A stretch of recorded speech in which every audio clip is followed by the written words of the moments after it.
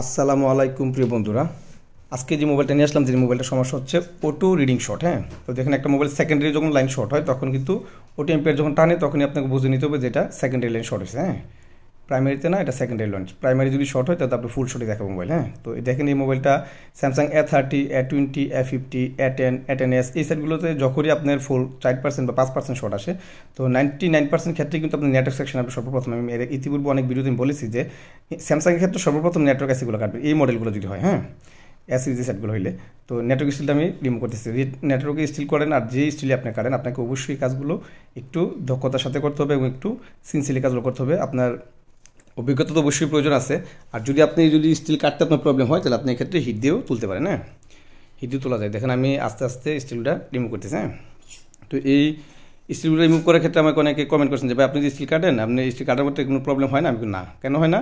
আমি ইতিপূর্বে যতগুলো কাজ করছি আপনি দেখবেন বেশিরভাগ স্টিলে আমি কাটিং প্লাস দেখাই চলে সেকেন্ড, মানে স্যামসাং সেটের ক্ষেত্রে। হ্যাঁ, স্যামসাং অন্য অন্য মডেলও কাটা যায়, কিন্তু স্যামসাংয়ের ক্ষেত্রে সবচেয়ে বেশি আমি স্টিলগুলো কখনোই হিট দিয়ে তুলি না, এগুলি আমি সবসময় কাটিং প্লাস দিয়ে কাটি। হ্যাঁ, তো দেখেন আমি নেটওয়ার্ক সেকশন কেন টার্গেট করলাম, দেখেন নেটওয়ার্ক সেকশনের প্রথমে যে বিপিএস পাওয়ার ইনপুট হয়েছে আমাদের ডায়োড আছে এবং ক্যাপাসিটি আছে এখানে। দেখেন এই ডায়োডের এই দেন এই যে প্রথমেই শর্ট কিন্তু আমরা পেয়ে গেলাম। হ্যাঁ, প্রথমে কিন্তু আমরা ডায়োডের মাথায় কিন্তু শর্ট পেয়ে গেছি এবং দেন ক্যাপাসিটিরও কিন্তু শর্ট। হ্যাঁ, তো এখানে মূলত এটা সেকেন্ডারি লাইন শর্ট। এটা যে চার্জিং এসি থেকে যে ইনপুট নিছে, যেই নেটওয়ার্ক 4Gbps যে ইনপুট নিছে, যে বিপিএস পাওয়ার, এই বিপিএসের যে ভোল্টেজটা, এই ভোল্টেজটাই কিন্তু এই লাইনটি কিন্তু শর্ট দিচ্ছে। অর্থাৎ এটা পাওয়ার সেকশনের সাথে যতগুলো সেকশন আছে, বিপিএস পাওয়ার যতগুলো সেকশন আছে সবগুলোতে আপনি শর্ট পাবেন এখানে।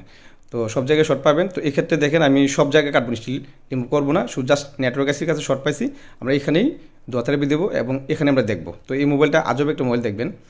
এই মোবাইল বেশিরভাগ সময় কী হয়, 4Gbpগুলো শর্ট হয়ে যাবে বেশি। হ্যাঁ, তো দেখেন আমরা 3.7 ভোল্ট রাখলাম আর এম্পিয়ার 5 রাখলাম। হ্যাঁ, এম্পিয়ার 5 রাখার পর আমরা এখন পাওয়ার সাপ্লাইয়ের যে নেগেটিভ আছে সেই নেগেটিভটা আমরা মাদারবোর্ডের যে কোনো জায়গায় নেগেটিভে টাচ করবো। হ্যাঁ, মাদারবোর্ডের যে কোনো জায়গায় নেগেটিভ আমরা টাচ করবো। আর যে প্রদীপ লাইন আছে পাওয়ার সাপ্লাই, যে প্রদীপ লাইনটা আমরা এখানে জাস্ট ডায়োডের মাথায়, প্রদীপ লাইনের মাথায় আমরা যে চার্জিং থেকে যে বিপিএস পাওয়ারটা ইনপুট হয়েছে এখানে, এই যদি ইনপুটের লাইনে আমরা ভোল্টেজ ইনজেক্ট করলাম। হ্যাঁ, দেখেন এই ডায়োডের মাথায় দিতে পারেন, ক্যাপাসিটির মাথায় দিতে পারেন। হ্যাঁ, তো দেখেন দিলাম, দেওয়ার পর কোন দিক দিয়ে গরম হচ্ছে আমরা চেক করতেছি। তো দেখেন এটা মোটামুটি এই দিক দিয়ে চার্জিং এসি আছে, মানে সিপিএমসি যে আছে এখানে, এই সিলিন্ডার এদিক দিয়ে একটু গরম হচ্ছে দেখতেছি।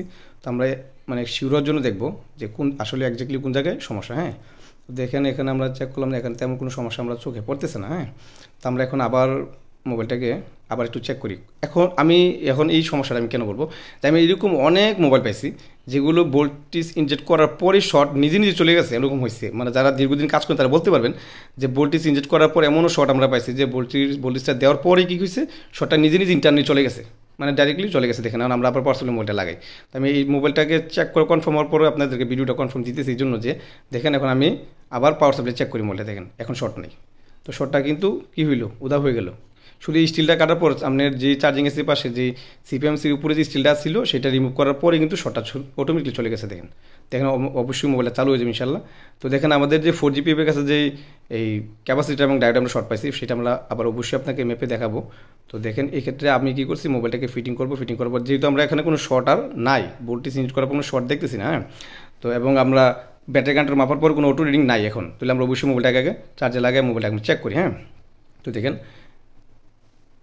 এই দেখেন মোবাইলটা কিন্তু ইনশাল্লাহ চালু হয়ে যাবে ইনশাল্লাহ, কারণ যেহেতু শর্ট চলে গেছে তো 100% শিওর যে মোবাইলটা চালু হয়ে যাবে। এখন বলতে পারেন যে ভাই এই সমস্যা কীভাবে হইলো, কী হইলো আসলে আসলে মূলত এমন হয় যে এই কোনো পার্টস বা কোনো ক্যাপাসিটি হইতে পারে, দেন 4G হইতে পারে, যে কোনো একটা অল ওভার দেন যে কোনো সেকশনে, যেহেতু এটা সেকেন্ডারি লাইন শর্ট হয়েছে, যে কোনো জায়গায় সেকেন্ডারি লাইন শর্ট থাকতে পারে। পাওয়ার এসি আশপাশে বলেন, 2Gbpর পাশে বলেন, 4Gbpর পাশে বলেন, লাইটিং গ্রাফিক্স যে কোনো জায়গায় শর্ট হতে পারে। তো দেখেন এই যে ভোল্টেজটা দেওয়ার পর মোবাইলটা হালকা গরম হওয়ার পর কী হয়েছে, এটা শর্টটা ছেড়ে দিয়েছে। যে শর্টটা ছিল এর মধ্যে, শর্টটা নিজে নিজে অটোমেটিকলি ছেড়ে দিয়েছে, কোনো পার্টস চেঞ্জ করা লাগছে না, কোনো ক্যাপাসিটার বা কোনো কিছু আমরা এখানে মানে ফালাইতে হয় নাই, মোবাইলটা অটোমেটিকলি শর্ট চলে গেছে। তো দেখেন আমরা এই যে 4Gbpর কাছে আমরা শর্ট পাইছিলাম, এই জায়গাটা আমরা দোয়াতারে দিয়েছিলাম। তো আমরা এই জায়গায় আবার আমরা এখন এখানে মেপে দেবো মিটার দিয়ে, এখন আমাদের শর্ট আছে কিনা দেখেন, এখানে আমাদের কোনো শর্ট এখন নাই।